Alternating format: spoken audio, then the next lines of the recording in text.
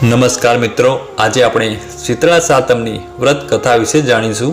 આજનો વિડીયો બહુ જ રસપ્રદ છે, તેથી અંત સુધી સાંભળજો। શ્રાવણ વદ સાતમના દિવસે સૌભાગ્યવતી સ્ત્રીઓ આ વ્રત કરે છે। વ્રત કરનારે સવારે વહેલા ઉઠી ઠંડા પાણીથી નાહવું તથા આખા દિવસે ટાઢું ખાવું। એ દિવસે ચૂલો સળગાવો નહીં, ઘીનો દીવો કરી શીતળામાની વાર્તા સાંભળવી અથવા કહેવી। આ વ્રત કરવાથી ધન, ધાન્ય, સંતાન અને સૌભાગ્યની પ્રાપ્તિ થાય છે। રંગપુર નામે એક ગામમાં સાસુ, દેરાણી અને જેઠાણી રહેતા હતા। બંને વહુઓને દેવના દીધેલા એક એક દીકરા હતા। મોટી વહુ ઈર્ષાખોર હતી, જ્યારે નાની વહુ ભલી, ભોળી અને પ્રેમાળ હતી। એક વખત શ્રાવણ માસમાં રોધણ છઠનો દિવસ આવ્યો। સાસુએ નાની વહુને રાંધવા બેસાડી। નાની વહુ મધરાત સુધી રાંધતી હતી, એટલામાં ઘોડિયામાં સૂતેલો છોકરો રડવા માંડ્યો। આથી બધું કામ પડતું મૂકીને વહુ છોકરાને લઈને જરા આડે પડખે થઈ અને થાકના લીધે જોતામાં ઊંઘી ગઈ। ચૂલો સળગતો રહી ગયો। મધરાત પછી શીતળામાં ફરવા નીકળ્યા। તેઓ ફરતા ફરતા નાની વહુના ઘરે આવી પહોંચ્યા અને ચૂલામાં આળોટવા લાગ્યા। પણ આ શું? શીતળામાના શરીરે ઠંડક લાગવાના બદલે લાય લાગવા લાગી। તેઓ આખા શરીરે દાઝી ગયા। આથી તેમણે ગુસ્સે થઈને નાની વહુને શ્રાપ આપ્યો, જેવું મારું શરીર બળ્યું એવું તારું પેટ બળજો। સવારમાં ઉઠીને વહુએ જોયું તો ચૂલો સળગતો રહ્યો હતો। પડખામાં સૂતેલો છોકરો મૃત દશામાં હતો, તેનું આખું શરીર દાઝી ગયું હતું। નાની વહુ ચોધાર આંસુએ રડવા લાગી। તેને ખ્યાલ આવી ગયો કે જરૂર શીતળામાએ શ્રાપ આપ્યો હશે। તે રડતી રડતી સાસુમા પાસે ગઈ અને બધી વાત કહી સંભળાવી। સાસુમાએ તેને સાંત્વના આપતા કહ્યું, તું શાંત થઈ જા અને શીતળામા પાસે જઈ કર ગરજે, માં સૌ સારા વાના કરશે। સાસુમાના આશીર્વાદ લઈ છોકરાને ટોપલામાં નાખી નાની વહુ ચાલી નીકળી। રસ્તામાં બે તલાવડી તેને જોવામાં આવી। બંને તલાવડી પાણીથી છલોછલ ભરેલી હતી, પણ જનાવર કે પશુ પક્ષી કોઈ આ તલાવડીનું પાણી પીતું ન હતું, અને જો પીએ તો ત્યાંના ત્યાં તે મૃત્યુ પામતા હતા। નાની વહુને જોઈ તલાવડીઓ બોલી, બહેન તું ક્યાં જાય છે? નાની વહુએ કહ્યું, હું શીતળામા પાસે મારા શ્રાપનું નિવારણ કરવા જાઉં છું। તેમના કોપથી મારો દીકરો મૃત્યુ પામ્યો છે, તેને સજીવન કરવા। તલાવડીએ કહ્યું, બહેન તમે એવા તો શું પાપ કર્યા છે કે કોઈ તમારું પાણી પીતા જ મૃત્યુ પામે છે? તું અમારા આ પાપનું નિવારણ શીતળામાને પૂછતી આવજે।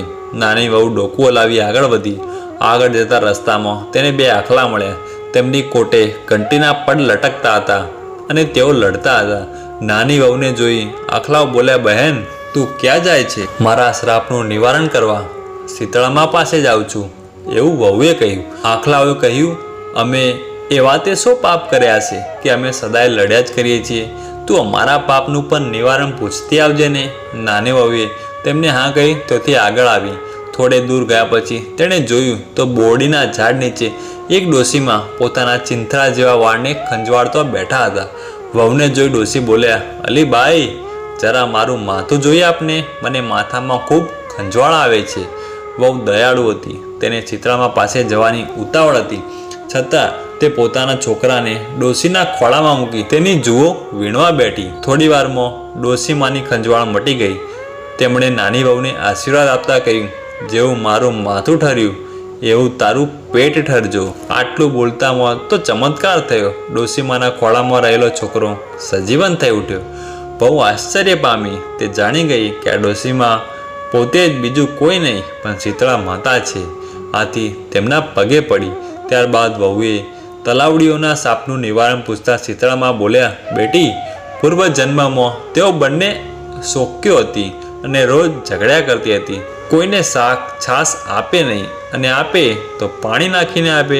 આથી એમનું પાણી કોઈ પીતું નથી, પરંતુ તું એમનું પાણી પીજે એટલે એમના પાપોનો નાશ થશે। અને પછી વહુએ આખલાઓના શ્રાપ વિશે પૂછ્યું। તેના જવાબમાં શીતળામા બોલી ઉઠ્યા, બેટી ગયા ભવમાં એ બંને દેરાણી જેઠાણી હતા। તેઓ એટલા માટે ઈર્ષાળુ હતા કે કોઈને દળવા ખાંડવા દેતા નહોતા। આથી આ ભવે તેઓ આખલા બનીને એમના કોટે ઘંટીના પડ બાંધીને લડ્યા કરે છે। તું એમના કોટેથી ઘંટીના પડ છોડી નાખજે, આથી એમનું પાપ દૂર થશે। નાની વહુ ખુશ થતી। શીતળામાના આશીર્વાદ લઈ છોકરાને લઈને પાછી ફરી। રસ્તામાં તેને પેલા બે આખલા મળ્યા। વહુએ એમની ડોકે તે ઘંટીના પટ છોડી નાખ્યા. આથી તેઓ લડતા બંધ થઈ ગયા. આગળ ચાલતો તલાવડીઓ પાસે વહુ આવી પહોંચી. તેમના શ્રાપનું નિવારણ રૂપે તેમાંથી ખોબો ભરીને પાણી પીધું. તરત જ બધા પશુ પક્ષીઓ તલાવડી પાસે પાણી પીવા માટે આવી પહોંચ્યા. વહુ ખુશ થતી છોકરાને લઈને ઘેર આવી પહોંચી. સાસુમાં છોકરાને જીવતો જોઈ ખૂબ ખુશ થયા, પણ જેઠાણી ઈર્ષાથી બળીને રાગ થઈ ગઈ. બીજા શ્રાવણ માસમાં રાંધણછટ આવી ત્યારે જેઠાણીને થયું કે હું પણ દેરાણી જેવું કરું. આથી મને પણ શીતળા માના દર્શન થશે. એ તો રાત્રે ચૂલો સળગતો રાખીને સૂઈ ગઈ. મધરાત થતો શીતળામાં ફરતા ફરતા ત્યાં આવી પહોંચ્યા અને ચૂલામાં આળોટવા લાગ્યા. આથી એમનું શરીર દાઝી ગયું. એમણે ગુસ્સે થઈને શ્રાપ આપ્યો, જેવું મારું શરીર બળ્યું એવું એનું પેટ બળજો. બીજા દિવસે સવારે ઉઠીને જેઠાણીએ કોડિયામાં જોયું તો છોકરો મૃત્યુ પામ્યો હતો. આવું બનવાથી દુઃખી થવાને બદલે જેઠાણી ઉલટાની ખુશ થઈ અને તે પણ દેરાણીને પેટે છોકરાને લઈને ચાલી નીકળી. રસ્તે ચાલતા બે તલાવડીઓએ પૂછ્યું, બહેન ક્યાં જાય છે? જેઠાણીએ મોં મચકોડતા કહ્યું, તમારે શી પંચાત? જોતા નથી મારો દીકરો મરી ગયો છે ને? હું ચિત્રામાં પાસે જાઉં છું. તે તલાવડીઓ કહ્યું, બહેન અમારું પણ કામ કરતી આવજે ને. જેઠાણીએ ધડ લઈને ના કહી ત્યાંથી આગળ વધી. આગળ જતો રસ્તામાં બે આખલા મળ્યા. તેમણે પણ પોતાનું કામ કરવા જેઠાણીને કહ્યું, પરંતુ જેઠાણીએ તેમણે પણ નન્નો સંભળાવી દીધો. આગળ જતા બોરડીના ઝાડ નીચે ડોશીના સ્વરૂપે ચિત્રામાં માથું ખંજવાળતો બેઠા હતો. તેમણે મોટી વહુને માથું જોઈ આપવાનું કહ્યું. આથી તેણે ગુસ્સે થઈને ડોશીને સંભળાવી દીધું, હું કોઈ તારા જેવી નવરી છું તે તારું માથું ખંજવાળ્યા કરું? જોતી નથી મારો છોકરો મરી ગયો છે તે? આમ છણકો કરીને તે ત્યાંથી ચાલી નીકળી. આખો દિવસ તે રખડી, પણ ક્યાંય શીતળામાનો ભેટો ન થયો. જંગલમાં ઝાડવે ફરી વળી, પણ જેઠાણીને ક્યાંય શીતળામાં જોવા ન મળ્યા. આથી રોતી કકડતી છોકરાને મરેલો લઈને ઘરે પાછી ફરી. હે શીતળામાં, જેવા દેરાણીને તમે ફળ્યા એવા સૌને ફળજો.